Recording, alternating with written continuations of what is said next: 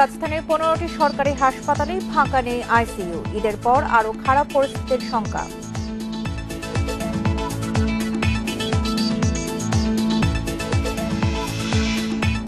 আজ আসছে মডার্নার আরও 30 লাখ ডোজ টিকা। কোভ্যাক্স কর্মসূচির আওতায় টিকা পাঠাচ্ছে যুক্তরাষ্ট্র।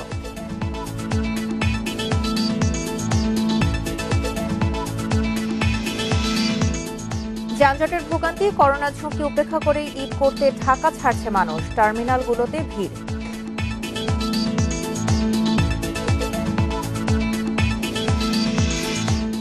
গাবতলীর পশুহাটে সাড়া ফেলেছে উট দুম্বা। এখনো জমেনি জেলার হাট, শেষ মুহূর্তে ভালো বিক্রির আশা।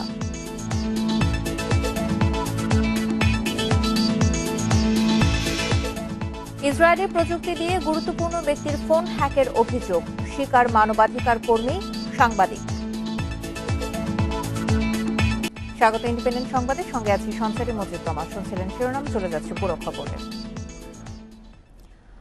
রাজধানীর 16টি সরকারি হাসপাতালের 15টিতেই আইসিইউ বেড ফাঁকা নেই।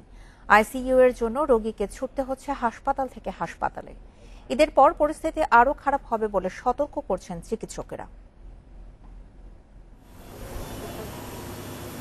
তীব্র শ্বাসকষ্ট ব্যবসায়ী মোখলেসুর রহমানের। Oxygen saturation 30। মেহেরপুর থেকে এসেছেন মহাখালীর ডিএনসিসি করোনা হাসপাতালে। আইসিইউ না পেয়ে সকাল 10টা থেকে দুপুর 1টা পর্যন্ত অ্যাম্বুলেন্সে অপেক্ষা। এখানে কোনো অক্সিজেন নাই। পরে সংকটাপন্ন এই রোগীকে নিয়ে ফিরে যান স্বজনরা। বিভিন্ন হাসপাতালে খুঁজতে থাকেন আইসিইউ। ঘণ্টাখানেক পরে হাসপাতাল কর্তৃপক্ষের ফোন পেয়ে ডিএনসিসি হাসপাতালে ফিরে আসেন তারা। মুখলিসুর রহমানের জন্য ব্যবস্থা হয় একটি আইসিইউ বেড। এখানে হাইবল অক্সিজেন না থাকার কারণে রুগীকে একটি প্রাইভেট কিউর হাসপাতালে পাঠানো হয়েছে এখানকার মিডিয়া থেকে। যখন ওখানে চলে যায় তারপর আবার ফোন দেওয়া হয় যে এখানে ব্যবস্থা করা হয়েছে, নিয়ে আসেন রুগী। আমরা চলে গিয়েছিলাম, এখানে ফোন নাম্বার ছিল, আমাদের পরিচিত ছিল। উনি আবার বললো যে ভাই একজনের খালি হয়ে গেছে, আপনি আসেন এই মুহূর্তে, তাড়াতাড়ি ফের অ্যাম্বুলেন্স ঘুরে নিয়ে আসেন, আপনি হাই ফ্লো পাবেন। করোনা আক্রান্ত স্বপ্না বেগমকে সিলেট থেকে নিয়ে এই হাসপাতালে এসেছেন তার ছেলে। এর আগে আইসিইউ এর জন্য ঘুরেছেন 4টি হাসপাতাল। ভর্তি করছিলাম, একটাতে ইয়ে করেছিলাম, এখানে ঢাকাতে রেখেছিলাম,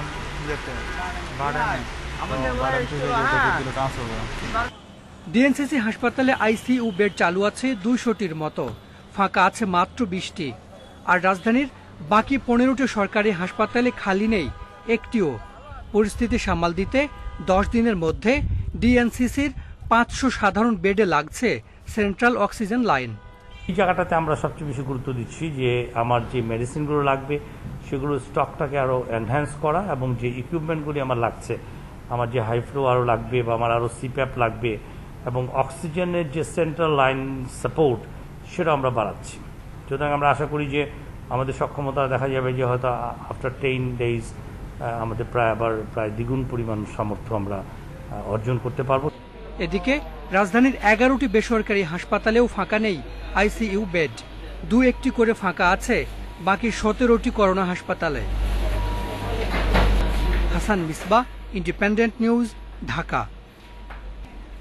করোনার চিকিৎসা পরিস্থিতি নিয়ে আরো জানাতে এবার খুলনা থেকে যোগ দিচ্ছেন আমাদের সহকর্মী AHM শামীমুজ্জামান। শামীম, খুলনার করোনা সংক্রমণ পরিস্থিতি এখন কি পর্যায়ে রয়েছে? জেলার সার্বিক অবস্থা নিয়ে আমাদেরকে জানাবেন। খুলনার করোনা পরিস্থিতি কিন্তু এখনো পর্যন্ত সন্তোষজনক পর্যায়ে নেই। আমি যদি বলি যে গতকাল থেকে খুলনা জেলায় করোনা আক্রান্ত, আর এই সময় নমুনা পরীক্ষা করা হয়েছিল 1379 জেলায়, অর্থাৎ শনাক্তের হার 28%। কঠোর লকডাউন চলছে, কঠোর স্বাস্থ্যবিধি মানার যে নির্দেশনা চলছে, এর মধ্যেও কিন্তু আসলে খুলনাতে যে করোনা সংক্রমণের হার যে ঊর্ধ্বগতি, এই ঊর্ধ্বগতি কিন্তু রয়েছে। এবং এই বিষয়ে কিন্তু আমি চিকিৎসকদের সাথে কথা বলেছিলাম। Khulna civil surgeon doctor Niaz Mohammad, Khulna medical college হাসপাতালের উপাধ্যক্ষ ডাক্তার মেহেদি নওয়াজ সহ খুলনার করোনা চিকিৎসার সাথে যে জড়িত রয়েছেন, যে সমস্ত চিকিৎসকরা জড়িত রয়েছেন, তাদের সাথে কথা বলেছিলাম। তারা যেটা বলছেন যে আসলে কঠোর লকডাউন কিংবা স্বাস্থ্যবিধি মানার যে নির্দেশনা, এই নির্দেশনা শুধু দিলেই হবে না, মানুষ যত সময় না সচেতন হবে তত সময় কিন্তু আসলে করোনা সংক্রমণ রোধ কোনোভাবেই সম্ভব না। তারা যেটা বলছেন যে খুলনাতে এত কিছু রয়েছে, কঠোর লকডাউন রয়েছে, স্বাস্থ্যবিধি মানার নির্দেশনা রয়েছে প্রায় 1 মাসেরও বেশি। এরপরেও যে খুলনাতে করোনা সংক্রমণের হার যে ঊর্ধ্বগতি বা সন্তোষজনক পর্যায়ে এখনো পর্যন্ত আসেনি, এই জন্য কিন্তু আসলে দায়ী মূলত মানুষ। তার কারণ কি মানুষ কিন্তু ন্যূনতম স্বাস্থ্যবিধি মানছে না। এখনো কিন্তু আমরা দেখছি মাস্ক না পরেই কিন্তু মানুষ বের হচ্ছেন, এবং যে সামাজিক দূরত্ব যে মানার নির্দেশনা রয়েছে সেই নির্দেশনাও কিন্তু কেউ মানছে না। এবং চলমান যে লকডাউন শিথিল করা হয়েছে ঈদুল আজহাকে সামনে রেখে, আমরা কিন্তু গতকালও খুলনার বিভিন্ন মার্কেট এবং বিপণী কেন্দ্রগুলোতে গিয়ে দেখেছি যে মানুষ কিন্তু সামাজিক দূরত্ব না মেনেই কেনাকাটা করছেন, এবং বাজারগুলোতে দেখলে মনে হয় না আসলে করোনা রয়েছে বা করোনার কোনো সংখ্যা কিন্তু আমরা সাধারণ মানুষদের মধ্যে দেখিনি। এবং প্রত্যেকেই বলছেন যে আমাদের সচেতন হওয়া প্রয়োজন, স্বাস্থ্যবিধি মানা প্রয়োজন, কিন্তু যারা বলছেন তারাও কিন্তু আসলে সেই স্বাস্থ্যবিধি মানছেন না, সচেতন হচ্ছেন না। তো এই বিষয়ে কিন্তু আসলে চিকিৎসকরা বারবারই বলছেন যে হাসপাতালগুলোর সক্ষমতা যদি বৃদ্ধি করা হয়, চিকিৎসক সংকট নিরসন করা হয়, এরপরেও কিন্তু আসলে করোনা যে ঊর্ধ্বগতি যে সংক্রমণ, সেই করোনা সংক্রমণ রোধ করা সম্ভব না হবে না যত সময় না মানুষ সচেতন হবে না। সব মিলিয়ে আসলে বলছেন যে করোনা রোধের জন্য একমাত্র যে যেটা এই মুহূর্তে প্রয়োজন, মানুষের মধ্যে স্বাস্থ্য সচেতনতা, মানুষ সামাজিক যে দূরত্ব আছে সেই দূরত্ব মেনে চলবে। এবং মানুষ যদি সামাজিক দূরত্ব মেনে না চলে, যদি মানুষ স্বাস্থ্য সচেতন না হয়, সব মিলে করোনা সংক্রমণের যে হার, সেই হার কিন্তু। শামীম, আপনি তথ্য সংগ্রহ করতে থাকুন, পরবর্তীতে আপনার সঙ্গে আমরা আবারও যোগাযোগ করব। খুলনা থেকে করোনার সার্বিক পরিস্থিতি নিয়ে জানাচ্ছিলেন আমাদের সহকর্মী AHM শামীমুজ্জামান। দেশে মডার্নার আরো 30 লাখ ডোজ টিকা পৌঁছবে আজ সন্ধ্যা 7টার পর। একটি বিশেষ ফ্লাইটে টিকাগুলো হযরত শাহজালাল আন্তর্জাতিক বিমানবন্দরে এসে পৌঁছানোর কথা রয়েছে। জাতিসংঘের টিকা জোট কোভ্যাক্স কর্মসূচির আওতায় যুক্তরাষ্ট্র থেকে এই টিকা পাচ্ছে বাংলাদেশ। এর আগেও কোভ্যাক্সের মাধ্যমে মডার্নার 25 লাখ ডোজ করোনা টিকা পেয়েছে বাংলাদেশ। এছাড়া এই মাসে অক্সফোর্ড ও সিনোফার্মের টিকার 2টি বড় চালান আসার কথা রয়েছে। আগামী 1.5 মাসে দেশে আসছে 2.25 কোটি ডোজ টিকা। এর মধ্যে আছে ফাইজারের 60 লাখ ভ্যাকসিনও। এখন 3 কোটি ডোজ টিকা সংরক্ষণের ব্যবস্থা আছে সরকারের। দেশে এ পর্যন্ত অক্সফোর্ড, ফাইজার, মডার্না ও সিনোফার্মের 1.69 লাখ ডোজ টিকা এসেছে।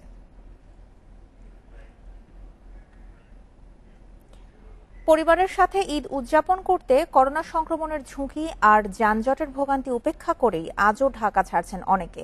রাজধানীর সব বাস টার্মিনালেই রয়েছে ভিড়। তবে মহাসড়কে যানজট থাকায় নির্ধারিত সময়ে ঢাকায় পৌঁছতে পারছে না বাস।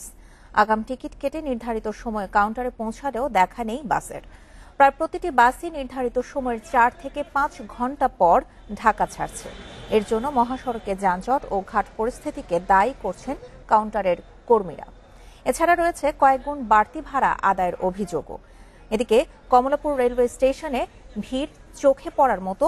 আন্তঃনগর ট্রেনে স্বাস্থ্যবিধি মানার প্রবণতা দেখা গেলেও একেবারে উল্টো চিত্র লোকাল ও কমিউটার ট্রেনে।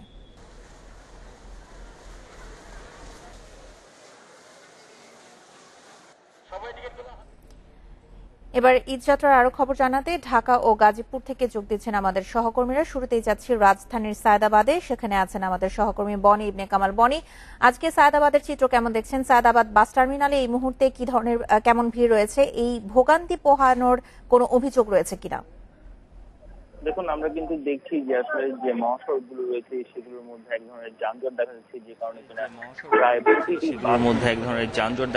কারণে কিনা প্রায় প্রতিটি বাসই সময় মতো ছেড়ে যেতে পারছে না, দীর্ঘ সময় দেরি হচ্ছে। তবে সায়েদাবাদে কিন্তু আসলে এত লং বা এত বড় সময় ধরে বাস পাওয়া যাচ্ছে না, বাস লেট করছে, এমন ধরনের অভিযোগ কিন্তু নেই। আমি যদি আপনাকে এখনকার সায়েদাবাদের পরিস্থিতি একটু দেখাতে চাই, সায়েদাবাদে কিন্তু যাত্রীদের কিছুটা ভিড় দেখা গেছে, কিন্তু সবচেয়ে বড় কথা হচ্ছে যে ঈদের আগ মুহূর্তে এই সময়টাতে যাত্রীদের যে পরিমাণ ভিড় থাকার কথা বা চাপ থাকার কথা, সে পরিমাণ চাপ কিন্তু আমরা সায়েদাবাদে আসলে দেখতে পাচ্ছি না। আমরা দেখতে পাচ্ছি বেশ কয়েকটি গাড়ি কিন্তু এর মধ্যে প্রায় প্রস্তুত হয়ে আছে যাত্রী পরিবহনের জন্য, এবং খুব দ্রুতই হয়তো এগুলো ছেড়ে যাবে, এরকম একটা অবস্থা কিন্তু আমরা দেখতে পেয়েছি। আমরা যাত্রীদের সাথে কথা বলেছিলাম, কেউ কেউ আসলে ভাড়া অভিযোগ করলেও বেশিরভাগের ক্ষেত্রে আসলে অভিযোগটি নেই। এবং সবচেয়ে বড় কথা হচ্ছে যে এই করোনার মধ্যে প্রিয়জনের সাথে ঈদ করতে পারার যে আনন্দ, সেই আনন্দের জায়গাটি কিন্তু আসলে ভাড়া বা যে ভোগান্তি সেইগুলো ছাপিয়ে গিয়েছে অনেকটাই। আমরা সাধারণ মানুষের সাথে কথা বলে কিন্তু এমনটি জানতে পেরেছি। এবং সবচেয়ে বড় কথা যেটা আমরা এখানে স্বাস্থ্যবিধি মানার যে বিষয়টি, সেক্ষেত্রে কিন্তু অনেকটা উদাসীনতা দেখতে পাচ্ছি। যদিও বাসে ওঠার আগে সবাইকে আসলে মাস্ক নিশ্চিত করতে হচ্ছে, মাস্ক ছাড়া বাস উঠতে দেওয়া হচ্ছে না, কিন্তু এই টার্মিনাল এলাকায় যখন তারা ভিড় করছেন বা যাত্রীরা আছেন, তখন কিন্তু আমরা দেখতে পাচ্ছি যে তাদের মধ্যে মাস্ক না পরার একটি প্রবণতা আছে। এরকম একটি অবস্থান কিন্তু আমরা দেখতে পাচ্ছি। সার্বিকভাবে এখন পর্যন্ত বলা যায় যে সায়দাবাদ বাস টার্মিনালে এখন পর্যন্ত কিন্তু আসলে সেরকম ভিড় নেই, বা অভিযোগ যে বিষয়গুলো আমরা দেখে থাকি সচরাচর, সেই অভিযোগগুলো কিন্তু সেভাবে আমরা এখনো পাইনি। বনি, আপনি আমাদের সঙ্গে থাকুন। এবার আমরা যাচ্ছি গাজীপুরে, সেখানে আছেন আমাদের সহকর্মী আবুল হাসান। আবুল, গাজীপুরে সকাল থেকে মহাসড়কে যানবাহনের চাপ আপনি কেমন দেখছেন, এবং স্বাস্থ্যবিধি মানানোর ক্ষেত্রে কোনো ধরনের উদ্যোগ দেখা গেছে কিনা?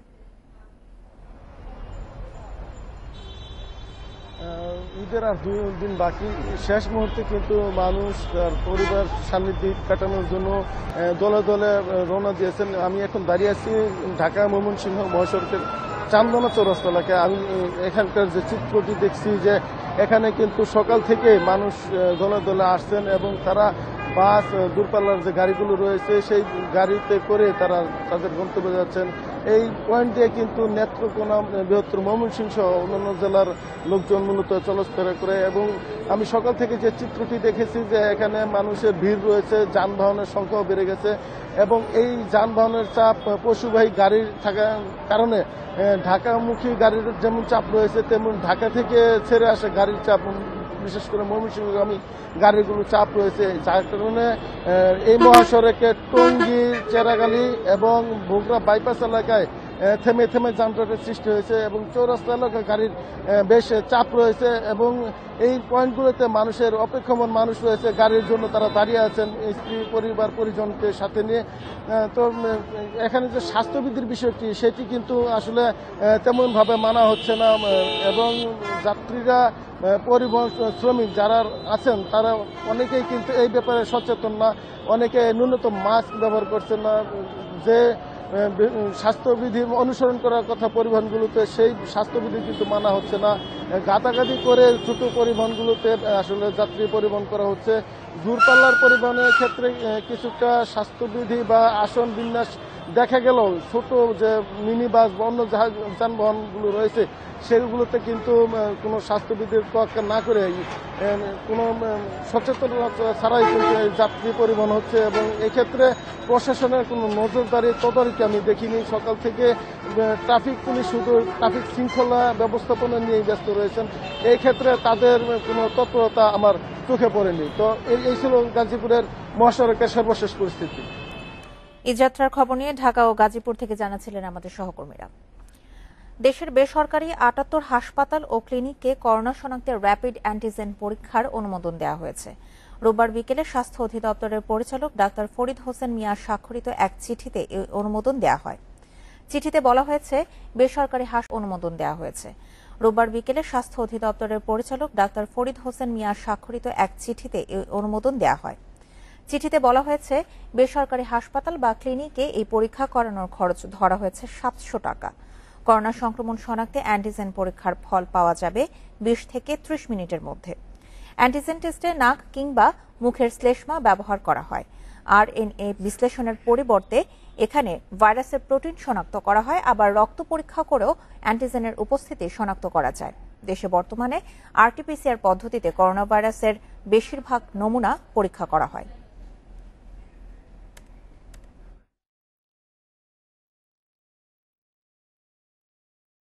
বিরতির পর আবারও স্বাগত সংবাদে, জানাবো আরো কিছু খবর। Tonal optimized technology আর high quality fabric, comfy mattress। গাবতলীর পশুর হাটে এবার উঠেছে একটি মাত্র উট, আছে 5টি দুম্বাও। হাটে উট দুম্বাগুলো ঘিরে জমে যাচ্ছে উৎসুক মানুষের ভিড়, আর উপযুক্ত ক্রেতার অপেক্ষায় বিক্রেতা। রাজধানীর গাবতলীর কোরবানির পশুর হাটে নিয়মিতই উঠে মরু অঞ্চলের পশু, উট আর দুম্বা। তবে এবার উঠেছে সবেমাত্র একটি উট। এটিকে ঘিরেই উৎসুক মানুষের ভিড়। শুনছি ছোটবেলা থেকে যে গাবতলী হাটে উট দেখা যায়, সেই জন্য ভাইয়ের সাথে আসা। সাভার থেকে এখানে আসছে উট দেখার জন্য, এই প্রথম দেখলাম উট এখানে। ভারতের রাজস্থান থেকে বছর 3 আগে আমদানি করা হয় উটটি, সঙ্গে আনা হয় 5টি দুম্বাও। আমদানিকারক জানিয়েছেন এগুলোকে এতদিন পালন করা হয়েছে ঢাকার একটি খামারে। গত বছর হাটে তোলা হলেও করোনা পরিস্থিতির কারণে ভালো দাম পাওয়া যায়নি, তাই বিক্রিও হয়নি। তবে এবার উপযুক্ত দামের আশা বিক্রেতার। উট তো আনা এখন নিষিদ্ধ করে দিয়েছে ওই সরকারও, এই সরকারও একটা সীমিতভাবে একটা যে করছে, এই কারণে উট আসা এখন বর্তমানে বন্ধ রাখছে, যার কারণে এই উটটা আমরা দীর্ঘদিন ধরে পালতেছি। ঠিক আছে, তো 22 লাখ টাকা হইলে আমরা ছেড়ে দেবো। বড় দুম্বার দাম চাওয়া হচ্ছে 6 লাখ আর ছোট দুম্বার দাম 2 লাখ। দাম হচ্ছে কিছুটা চলতেছে, হয়তো যা যেতেছে 1,50,000 বা আমরা আমাদের যেটা কিনা দাম এইটা আসতেছে দাম। ঠিক আছে, লাভের দামটা আসতেছে না। হাটে ওঠা একমাত্র উটটির দাম 15 লাখ টাকা পর্যন্ত উঠেছে বলে জানিয়েছেন বিক্রেতা। বছর 2 আগেও গাবতলীর এই পশুর হাটে কুরবানিতে অন্তত 8 থেকে 10টি উট, 20 থেকে 30টি দুম্বা বিক্রি হতো। কিন্তু আমদানিতে জটিলতা তৈরি হয় এবার গাবতলীর এই পশুর হাটে মাত্র 1টি উট আর 5টি দুম্বা উঠেছে, যে কারণে বিক্রেতা বেশি দাম হাঁকছেন। আশা করছেন তিনি বেশি দামেই এই পশু বিক্রি করবেন। মাহমুদ শরীফ, ইন্ডিপেন্ডেন্ট নিউজ, গাবতলী, ঢাকা। আর একদিন পরেই কোরবানির ঈদ, এখনো জমে ওঠার অপেক্ষায় দেশের বিভিন্ন এলাকার পশুর হাটগুলো।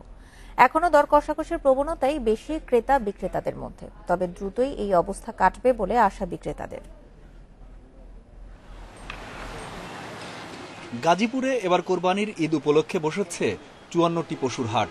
এর মধ্যে সিটি কর্পোরেশন এলাকায় হাট 12টি। বেচাকেনা এখনো খুব একটা জমেনি। ক্রেতারা বেশি দামের অভিযোগ করলেও বিক্রেতাদের বক্তব্য উল্টো। দাম চায় 1.5 লাখ 2 লাখ, আমি 1 লাখের নিচে দাম কইছি। সুবিধাও আমাদের ভালো, কিন্তু বাজার কম, এটাই হচ্ছে বড় বিষয়। আমাদের যে বাজারে গরু যে দাম বলছে তাতে আমাদের বিপদ। করোনা পরিস্থিতির মধ্যে হাট বসায় জোর দেয়া হচ্ছে স্বাস্থ্যবিধিতে। এই মুহূর্তে মানুষ কষ্ট আছে, তারপরও যতটুকু সম্ভব মানুষ যেন একটু দূরত্ব বজায় থেকে যেন তারা কুরবানির পশুটা ক্রয় বিক্রয় করে, সেটা আমাদের সিটি কর্পোরেশনের পক্ষ থেকে আমাদের ম্যাজিস্ট্রেট এবং আমাদের 12টা টিম তারা সার্বক্ষণিক জ্ঞান আছে। সীমান্ত দিয়ে ভারতীয় গরু আসে কিনা সেই শঙ্কা ছিল চুয়াডাঙ্গার খামারি ও ব্যবসায়ীদের। তবে হাটে এখন পর্যন্ত ভারতীয় গরু না ওঠায় স্বস্তিতে তারা। খুবই খুশির খবর যে ইন্ডিয়া থেকে কোনো প্রকার গরু বাংলাদেশে প্রবেশ করে নাই, যার কারণে কিন্তু আমাদের খামারের কিছু অনেকটাই লাভবান হয়েছে। ইন্ডিয়ান গরু আর না আসাতে চাষিরা গরুর দাম ভালোই পাচ্ছে। রাঙামাটি শহরে একমাত্র কোরবানির পশুর হাট বসেছে পৌর ট্রাক টার্মিনালে। পর্যাপ্ত পশু উঠলেও বেশি দামের অভিযোগ ক্রেতাদের। গরুর বাজার অনেকটা চড়া, দাম বেশি, এখনো নাগালের মধ্যে নাই। 5 মণ মাংস হবে মূল্য 60,000 70,000, 60,000 70,000 দিয়ে কষাই দিতে পারবো। এখন দর কষাকষি বেশি হলেও শেষ সময়ে বেচাকেনা জমে উঠবে বলে আশা বিক্রেতাদের। Mamunur Rashid, independent news desk. কোরবানির আর মাত্র একদিন বাকি থাকলেও এখনো জমে ওঠেনি চট্টগ্রামের কোরবানির পশুর হাট। দূর দূরান্ত থেকে হাটে আসা ব্যবসায়ীরা হতাশ, ক্রেতা কম দেখে। তবে শেষ মুহূর্তে হাট জমে উঠবে বলে আশা তাদের। দেশের বিভিন্ন স্থান থেকে পশু এসেছে চট্টগ্রামের হাটগুলোতে, তবে কোরবানির হাতে গোনা কয়েকদিন থাকলেও এখনো জমে ওঠেনি বেচাকেনা।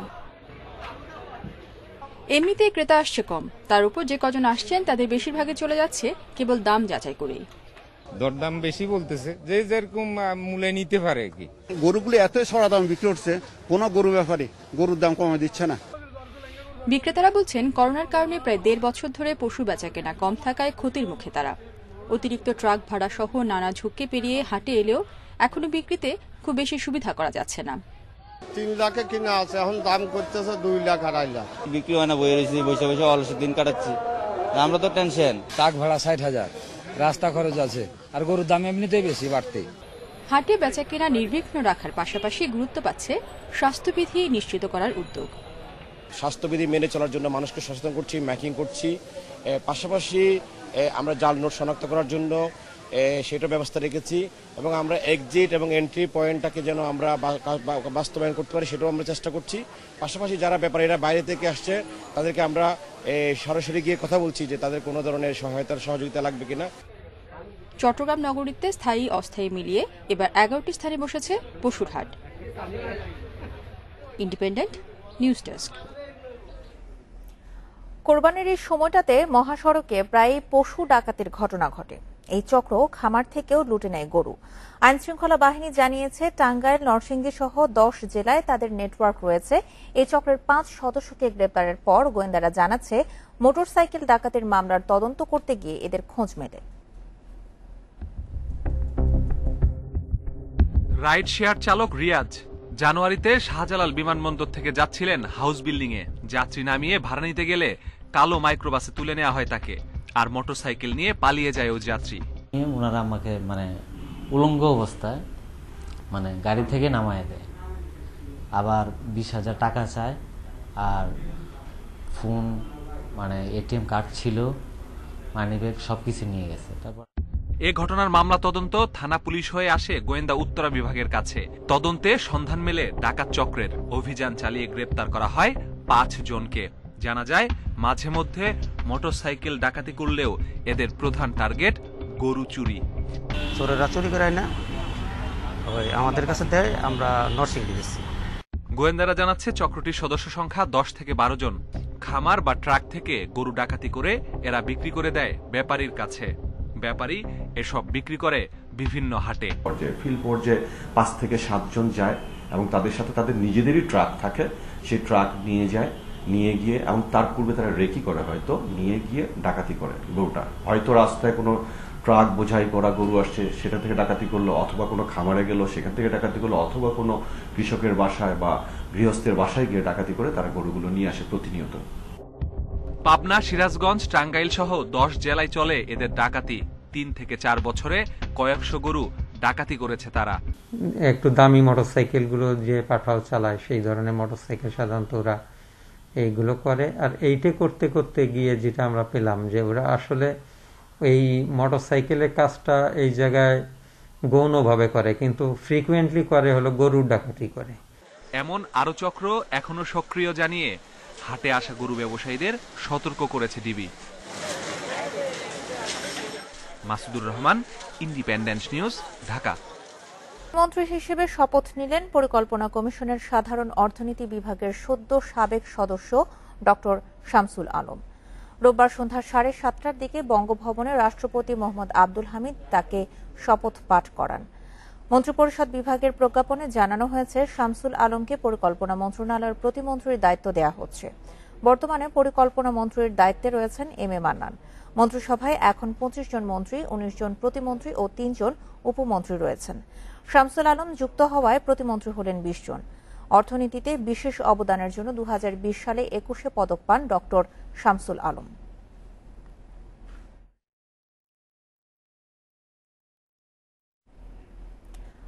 করোনার কারণে কোরবানির পশুর চামড়ার কাঙ্ক্ষিত সংগ্রহ নিয়ে শঙ্কায় ব্যবসায়ীরা। ট্যানারি মালিকদের কাছে বিপুল টাকা বকেয়া থাকায় পুঁজি সংকট হবে বলেও জানাচ্ছেন তারা। তবে বৈশ্বিক বাজার চাঙ্গা থাকায় খুব একটা সমস্যা হবে না বলে আশ্বস্ত করছেন ট্যানারি মালিকরা। কোরবানির কাঁচা চামড়া বাজারে মন্দা গত 2 বছর ধরেই। দাম পড়ে যাওয়ায় তা ফেলে দিয়েছেন অনেক মৌসুমী ব্যবসায়ী। ট্যানারি মালিক, আড়তদাররা পাল্টাপাল্টি দোষারোপ করলেও উন্নতি হয়নি পরিস্থিতির। আড়তদাররা বলছেন, সারা দেশ থেকে কাঁচা চামড়া সংগ্রহ করে লবণ দেওয়ার পর তা পাঠানো হয় ট্যানারিতে। তবে ট্যানারি মালিকদের কাছে 150 কোটি টাকারও বেশি পাওনা থাকায় রয়েছে পুঁজি সংকট। এছাড়া ঈদের পরের কঠোর লকডাউন নিয়েও আছে দুশ্চিন্তা। গত 2016-17 থেকে 19 পর্যন্ত যে টাকাটা রয়ে গেছে, তাদের মধ্যে ইতিমধ্যে অনেকে আংশিক পেমেন্ট করেছে, আর বাকিরা আশ্বাস দিচ্ছে পেমেন্ট করবে। আমাদের পেমেন্টটা যদি পর্যাপ্ত না হয়, টাকা ক্রাইসিসের জন্য অনেক ক্ষেত্রে কিছু চামড়া নষ্ট হয়। আর ট্যানারি মালিকদের দাবি, ব্যাংক থেকে পাওয়া নতুন ঋণের বড় অংশই চলে যায় আগের ঋণ শোধ করতে। এতে সময় মতো আড়তদারদের বকেয়া দেওয়া যাচ্ছে না। তবে জানুয়ারি থেকেই ইউরোপের রপ্তানি বাজার চাঙ্গা, বিক্রি ভালো বলে সমস্যা না হওয়ার আশা তাদের। আমরা আশা করি হয়তোবা আমাদের হাজারীবাগের যে জায়গাটা এখনো রেড জোন করে আছে। এটা যদি আমাদের গ্রিন জোন করে দেওয়া হয় তাহলে আমাদের এই জায়গাটা আমরা ডেভেলপের মাধ্যমে বা নিজেরা ডেভেলপ করে আমরা আমাদের দায় দেনা প্রস্তাবে আমাদের তত না, আমাদের প্রায় 1-1.5 কোটি টাকা হইতে পারে। এটা আমাদের ট্যানারি মালিকরা যে কোনো সময় দিতে পারবে। এদিকে চামড়ার বাজার দর ধরে রাখতে 5টি ট্যানারিকে শর্ত সাপেক্ষে 2022 সালের জুন পর্যন্ত পশম ছাড়া পচনরোধী চামড়া রপ্তানির সুযোগ দিয়েছে বাণিজ্য মন্ত্রণালয়। Shahid Ahmed, independent news, Dhaka. অনেকের মুখেই নেই মাস্ক, কেউ রেখেছেন মুখে, কেউ ব্যাগে। মাস্ক পরা ছাড়াও অন্যান্য স্বাস্থ্যবিধি উপেক্ষা করে রাজধানীর মার্কেটগুলোতে চলছে ঈদের বেচাকেনা। ব্যবসায়ীরা বলছেন সব ধরনের চেষ্টার পরও স্বাস্থ্যবিধি পুরোপুরি নিশ্চিত করা সম্ভব হচ্ছে না। করোনা সংক্রমণ রোধে 18 দিন বন্ধ থাকার পর বৃহস্পতিবার খুলে দেওয়া হয় দোকানপাট ও শপিং মল। পরিবার পরিজন নিয়ে ঈদের কেনাকাটায় মার্কেটগুলোতে ভিড় করেন ক্রেতারা। কিন্তু মার্কেটে আসা ক্রেতা ও বিক্রেতাদের অনেকেই স্বাস্থ্যবিধি মানছেন না। কারণ হিসেবে তুলে ধরছেন নানা অজুহাত। মাস্ক আছে মানে গরম লাগে দেখলে মাস্ক খুলেছি, মাস্ক পকেটেই, বাইরে গেলে পরবো। মাস্ক নামাজ পড়িয়ে আসছি তো মানে মাস্কটা রাখিয়ে দিয়ে গেছি আর কি দোকানে। মাস্ক পড়তেছে না, গরম লাগতেছে। মাস্ক তো আছেই, মাস্ক তো সাথেই আছে। বিভিন্ন শপিং মলের বেশিরভাগই প্রবেশের সময় ক্রেতা বিক্রেতাদের জীবাণুনাশক টানেলের মধ্য দিয়ে যেতে হলেও দোকানে সামাজিক দূরত্ব মানছেন না কেউই। মাস্ক নেই সবার মুখে, সবাই তো হ্যান্ড স্যানিটাইজার ব্যবহার করছে না। একটু ভিড় আছে, গাদাগাদি করে হাঁটতেছে, একজনের গায়ে একজনের লেগে হাঁটতেছে। মাস্ক ছাড়া ঢুকলে ডাক দেয় না যে আপনি মাস্ক ছাড়া ঢুকছেন, এভাবে সতর্ক করার লোক নাই। এই জন্য মানুষ যেভাবে সেভাবে চলতেছে, ডাক দেয় না কেউ। ব্যবসায়ীরা বলছেন স্বাস্থ্যবিধি নিশ্চিত করার জন্য সব ধরনের চেষ্টা করা হচ্ছে, কিন্তু বারবার সচেতন করার পরও অনেকেই স্বাস্থ্যবিধি মানছেন না। তারা সচেতন অবস্থায় রাখি যে কোনোভাবেই মাস্ক ছাড়া যেন ঢুকে না যায়। স্যানিটাইজার ওই যে গেটের ভিতর দিয়ে ঢুকতে হবে, যে স্যানিটাইজার যে ব্যবস্থা করা হয়েছে। আসলে কাস্টমাররা অনেক সময় শোনে না, তারাও বলে ঢুকবো না, যাইতে দিলে দেন, নাহলে মার্কেটে আপনার মার্কেটে ঢুকলাম না। ব্যবসায়ীরা জানান ঈদের আর মাত্র কয়েকদিন বাকি থাকায় এখন বিক্রি বেড়েছে। এই মুহূর্তে ক্রেতারা পোশাক, ব্যাগ ও জুতা বেশি কিনছেন বলে জানান তারা। সাদ্দাত হোসেন, ইন্ডিপেন্ডেন্ট নিউজ, ঢাকা। একদিন পরেই ঈদ, এ সময় দম ফেলার ফুরসত থাকে না কামারপল্লীর কারিগরদের। অথচ কোরবানির জন্য ব্যবহৃত সরঞ্জাম প্রস্তুতে এবার তেমন কোনো ব্যস্ততা নেই কামারপল্লীতে। করোনা পরিস্থিতির কারণে নেই মানুষের আনাগোনা, এতে হতাশ কামার সম্প্রদায়ের মানুষ। লোহা ও ইস্পাত পুড়িয়ে পিটিয়ে তৈরি করা হচ্ছে ছুরি, চাপাতি সহ বিভিন্ন ধারালো অস্ত্র।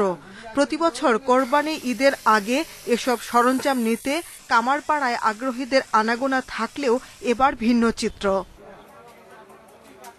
ঈদ ঘনিয়ে আসলেও ক্রেতার দেখা না পাওয়ায় হতাশ চুয়াডাঙ্গার কামারপল্লীর কারিগররা। আধুনিক যন্ত্রপাতির দাপটে হারিয়ে যেতে বসেছে এই শিল্পের কদর। এতে অনেকেই পেশা বদল করতে বাধ্য হচ্ছেন। অনেক দূর দূরান্ত লোকজন আসে, এবছর কেউ আসতে পারছে না, যার জন্য কোনো কাজ কাম নেই আমাদের। এবারে কুরবানে কোনো কাজই নেই, এইভাবে কি করে চলবো? আমাকে চলার কোনো পথ নেই। কামারদের অবস্থা এখন খুবই শোচনীয়। লকডাউনের কারণে কোনো হাটে ঠিকমতো গরুও যাচ্ছে না এবং কামারদের ব্যবসাও ঠিকমতো হচ্ছে না। বছরের এই সময়টাতে ভালো ব্যবসার আশায় থাকে নাটোরের কারিগররা, কিন্তু করোনা পরিস্থিতিতে ঈদের আগ মুহূর্তেও ক্রেতার দেখা না পাওয়ায় লোকসানের শঙ্কায় পড়েছেন কারিগর ও ব্যবসায়ীরা। এখন কুরবানি দিব, হাঁসে বা চাকু পড়াইতে আছি আর কি। এইরকম অবস্থা, মানুষের যে গুণা অর্ডার দিয়েছিল আগে, সেই অর্ডারের মালগুনা লিখছে না লকডাউনের আগে। একই অবস্থা গোপালগঞ্জের কামারপল্লীতেও, নেই নতুন সরঞ্জামের চাহিদা, এতে কর্মহীন হয়ে পড়েছেন কারিগররা। ছুরি মুড়ি দাঁড় দিতে আছি, গরু কুরবানি দেবো। মানুষের অর্থনীতি দুর্বল হওয়ার কারণে কোনো কাজ বাজ তেমন একটা আসতেছে না। করোনার কারণে কেনা বেচা কম, খদ্দের আসে না, খুব কষ্টে আছি। কোরবানির জন্য আধুনিক প্রযুক্তির বিভিন্ন সরঞ্জাম বাজারে আসায় কামারদের তৈরি সরঞ্জামের কদর কমেছে। এতে প্রায় বিলুপ্তির পথে বসেছে এই পেশা। Shahnaz Parvin, independent news desk. বিরতির পর আবার স্বাগত সংবাদে জানাবো আরো কিছু খবর।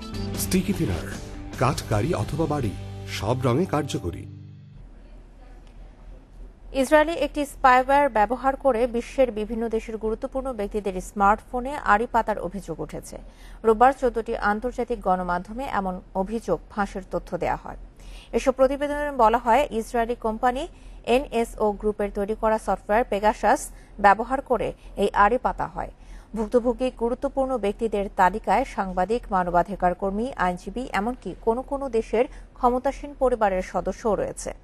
পেগাসাস হল একটি স্পাইওয়্যার যা বিশেষ ধরনের ভাইরাস। এর মাধ্যমে আইফোন ও অ্যান্ড্রয়েড ফোনের সব মেসেজ, ছবি, ইমেইল, কল রেকর্ড চুরি করা হয়।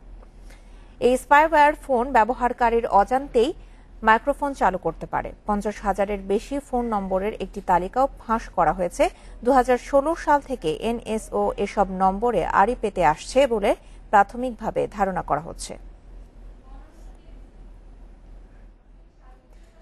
আগামী মাস থেকে বিশ্বজুড়ে তেল উৎপাদন আরও বাড়ানোর বিষয়ে একমত হয়েছে তেল উৎপাদনকারী দেশগুলোর জোট ওপেক। অস্ট্রিয়ার রাজধানী ভিয়েনায় এক বৈঠকে এই ব্যাপারে চুক্তিতে পৌঁছেছেন সৌদি আরব ও রাশিয়ার নেতৃত্বাধীন জোটের সদস্যরা। বৈশ্বিক চাহিদা অনুযায়ী যোগান ঠিক রাখার স্বার্থে আগামী মাস থেকে দৈনিক অতিরিক্ত 4 লাখ ব্যারেল তেল উৎপাদনের সিদ্ধান্ত নেওয়া হয়েছে। এর ফলে আন্তর্জাতিক বাজার তেলের দাম কমে আসবে বলে মনে করছেন খাত সংশ্লিষ্টরা। একই সাথে বিশ্ব অর্থনীতির উপর চাপও কমবে। করোনা মহামারীতে জ্বালানি তেলের বৈশ্বিক চাহিদা কমে যাওয়ায় গত বছর 1 কোটি ব্যারেল উৎপাদন কমানোর সিদ্ধান্ত নিয়েছিল এই জোট। তবে এবছর অর্থনীতি ফের চাঙ্গা হওয়ায় দৈনিক তেল উৎপাদন বাড়ানোর সিদ্ধান্ত নেওয়া হলো।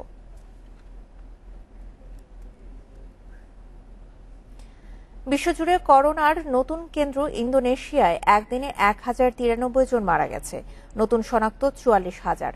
এদিকে বিশ্বে একদিনে 6,600 জনের মৃত্যু হয়েছে আর নতুন করে শনাক্ত হয়েছে 4,37,000-এর বেশি। এ নিয়ে বিশ্ব করোনায় মোট প্রাণহানি ছাড়িয়েছে 41,05,000। এ পর্যন্ত আক্রান্ত 19,11,00,000-এর বেশি। ব্রাজিলে একদিনে করোনায় মারা গেছে 939 জন, নতুন শনাক্ত 34,000। ভারতের দিল্লিতে 4 মাস পর 24 ঘন্টায় করোনায় কোনো প্রাণহানি ঘটেনি। তবে দেশটিতে একদিনে আক্রান্ত বেড়েছে 7.5%। সেখানে 24,000। ভারতের দিল্লিতে 4 মাস পর 24 ঘন্টায় করোনায় কোনো প্রাণহানি ঘটেনি। তবে দেশটিতে একদিনে আক্রান্ত বেড়েছে 7.5%। সেখানে 24 ঘন্টায় শনাক্ত হয়েছে 41,000 রোগী, মৃত্যু হয়েছে 500 জনের। রাশিয়ায় একদিনে মারা গেছে 750 মানুষ।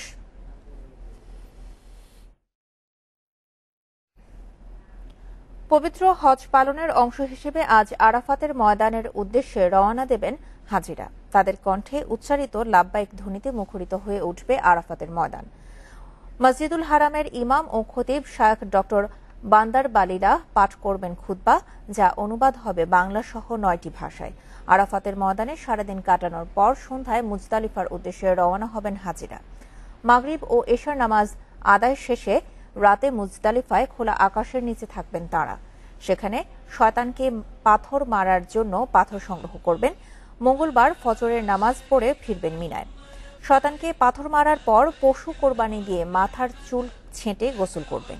এরপর স্বাভাবিক পোশাক পরে মিনা থেকে মক্কায় গিয়ে পবিত্র কাবা শরীফ তাওয়াফ করবেন।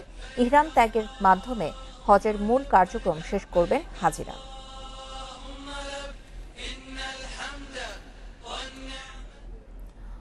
অনলাইনে কোরবানির পশু বিক্রিতে ভালো সাড়া পেয়েছেন পাকিস্তানি নারী উদ্যোক্তা সানিয়া মুনিফ। রক্ষণশীল দেশটিতে গত বাধা নিয়ম থেকে বেরিয়ে আসা বেশ চ্যালেঞ্জের হলেও বাধা উতরে সাফল্য পেয়েছেন তিনি, আর এই জন্য বেশ প্রশংসাও করেছেন 20 বছর বয়সী এই নারী উদ্যোক্তা। অনলাইনে কোরবানির পশু বিক্রি করেন 20 বছর বয়সী নারী উদ্যোক্তা সানিয়া মুনিফ। ক্রেতা টানতে পশুর ভিডিও তৈরি করে পোস্ট করেন তিনি। পাকিস্তানের মতো রক্ষণশীল দেশে নারীদের জন্য এই ধরনের কাজ বেশ চ্যালেঞ্জিং, তবে সাহস রেখে এগিয়ে গেছেন সানিয়া মুনিফ। সাড়াও পেয়েছেন বেশ। আমি 4 বছর ধরে এই ব্যবসার সঙ্গে যুক্ত। শুরুতে আত্মীয় স্বজন ও বন্ধুদের সঙ্গে কাজ করতাম। এরপর আমি ব্যবসা বড় করি। বিক্রির জন্য আমার কাছে 700 কোরবানির পশু আছে আর প্রায় 300টি বিক্রি করেছি। করোনা পরিস্থিতির কারণে হাটে পশু বিক্রি কম হলেও সানিয়া মুনিফের জন্য এই অবস্থায় সুবর্ণ সুযোগ তৈরি করেছে। মহামারীর কারণে অন্যান্য পণ্যের মতো অনলাইনে বেড়েছে পশু বিক্রিও। कोविड के बाद आई फील के लोगों का थोड़ा सा ऑनलाइन की तरफ लोगों का एक आ गया था कि মহামারীতে অনলাইনে কেনাকাটায় আগ্রহী অনেকেই। এটি একটি ভালো সুযোগ, বিশেষ করে তরুণদের জন্য। আমি শুধু ফোনে যোগাযোগের মাধ্যমে অর্ডার বুক করি। क्योंकि मुझे फिर इन पर्सन नहीं जाना था, फोन पे कांटेक्ट करना। অনলাইনে বিক্রি হওয়া কোরবানির পশু নিজ উদ্যোগেই ডেলিভারি দেন সানিয়া মুনিফ। এতে ঝক্কি পোহাতে হয় না ক্রেতাদের। সায়রা খান, ইন্ডিপেন্ডেন্ট নিউজ। হাভানা সিনড্রোমের মতো রহস্যজনক মস্তিষ্কের রোগে আক্রান্ত ভিয়েনার মার্কিন কূটনীতিকেরা। বিবিসি জানায়, জানুয়ারিতে যুক্তরাষ্ট্রের প্রেসিডেন্ট হিসেবে জো বাইডেন ক্ষমতায় আসার পর এ পর্যন্ত অস্ট্রিয়ার রাজধানী ভিয়েনায় ২০ মার্কিন কর্মকর্তার এই রোগের লক্ষণের খবর পাওয়া গেছে। বিষয়টি খতিয়ে দেখছে মার্কিন সরকার। 2016 সালে হাভানা সিনড্রোম প্রথম শনাক্ত হয় কিউবায়। সে সময় মাথা ব্যথা, মাথা ঘোরা, ভারসাম্যহীনতা ও কানে প্রচণ্ড শব্দ শোনার মতো উপসর্গের কথা জানান কিউবার যুক্তরাষ্ট্র ও কানাডা দূতাবাসের কর্মীরা। এর পরপরই কিউবার বিরুদ্ধে সনিক অ্যাটাক বা শব্দ তরঙ্গের মাধ্যমে হামলার অভিযোগ আনে ওয়াশিংটন। বিষয়টি উড়িয়ে দিলে দুদেশের মধ্যে বাড়ে তিক্ততা। 2019 সালে হাভানা সিনড্রোম আক্রান্ত কূটনীতিকদের মস্তিষ্কে অস্বাভাবিকতার কথা উঠে আসে যুক্তরাষ্ট্রের এক গবেষণায়। সে প্রতিবেদন প্রত্যাখ্যান করে কিউবা। পরে নানা সময়ে একই ধরনের উপসর্গের কথা জানান রাশিয়া ও চীনের মার্কিন কূটনীতিকেরা। হাভানা সিনড্রোমের সঙ্গে মিল আছে এমন রহস্যজনক রোগে আক্রান্ত অস্ট্রিয়ার মার্কিন 20 কর্মকর্তা। শুক্রবার প্রথম এই খবর জানায় যুক্তরাষ্ট্রের সাপ্তাহিক ম্যাগাজিন নিউ ইয়র্কার। পরে তা নিশ্চিত করে মার্কিন পররাষ্ট্র মন্ত্রণালয়। রহস্যজনক রোগের বিষয়টি খতিয়ে দেখতে যুক্তরাষ্ট্রের সঙ্গে যৌথভাবে কাজ করছে বলে জানায় অস্ট্রিয়ার পররাষ্ট্র মন্ত্রণালয়। রহস্যজনক মস্তিষ্কের রোগ হাভানা সিনড্রোম মাইক্রোওয়েভ বিকিরণের কারণেও ঘটে থাকতে পারে বলে ধারণা মার্কিন গবেষকদের। তবে এর চূড়ান্ত ব্যাখ্যা মেলেনি আজও। সায়রা খান, ইন্ডিপেন্ডেন্ট নিউজ। কয়েক দশকের সবচেয়ে ভয়াবহ বন্যার কবলে পশ্চিম ইউরোপ। জার্মানি ও বেলজিয়ামে 188 জনের মৃত্যু হয়েছে। এর মধ্যে জার্মানিতেই মারা গেছে 157 জন। রোববার সবচেয়ে ক্ষতিগ্রস্ত রাইনল্যান্ড প্যালাটিনেট রাজ্যের আরভাইলারের ছোট শহর শুল্ট পরিদর্শন করেন জার্মানির চ্যান্সেলর অ্যাঙ্গেলা মের্কেল। এ সময় তার সঙ্গে ছিলেন রাজ্যের মুখ্যমন্ত্রী ও শহরের মেয়র। পরিস্থিতিকে ভয়াবহ আখ্যা দিয়ে বন্যা দুর্গত এলাকা পুনর্গঠনের আশ্বাস দেন তিনি। বৃহস্পতিবারের আকস্মিক বন্যার পর উদ্ধার তৎপরতার সঙ্গে বাড়ছে মৃতের সংখ্যাও। এখনও নিখোঁজ অনেকে। স্থানীয় কর্তৃপক্ষ বলছে আরভাইলারেই মারা গেছে 110 জন আর আহত 670 জন। কোলনের পশ্চিমে এর ফস্টেডে এখনও নিখোঁজ অর্ধশতাধিক। অনেক এলাকায় এখনও যোগাযোগ বিচ্ছিন্ন রয়েছে। টোকিও অলিম্পিক শুরুর ক্ষণগণনা চলছে। একদিকে প্রতিযোগীরা আসতে শুরু করেছে, অন্যদিকে করোনা পরিস্থিতি নিয়ে চিন্তা বাড়ছে। গেমস ভিলেজে প্রতিদিন বাড়ছে আক্রান্তের সংখ্যা। পাশাপাশি টোকিওর গরম নিয়েও চিন্তা আছে, তাই সবাইকে সর্বোচ্চ সতর্ক থাকতে বলছেন আয়োজকরা।